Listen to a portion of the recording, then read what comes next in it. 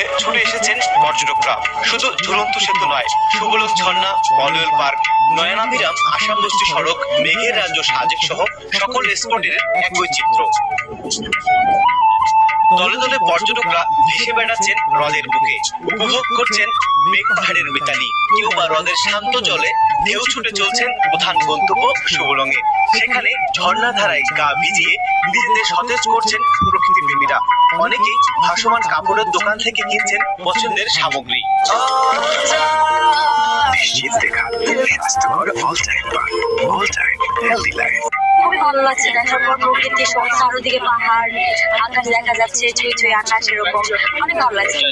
তারপরে ঝুলন্ত ব্রিজ, সুবলং ঝর্ণা সহ বিভিন্ন ঐতিহ্যবাহী স্থান ঘুরছি। আসলে বাংলাদেশের ভিতরে যে এত ঐতিহ্যবাহী এবং সুন্দর স্থান আছে, তো সেটা আমরা উপলব্ধি করে আমরা সত্যি আনন্দিত। এখানে আমি বেশ কয়েকবার এসেছি।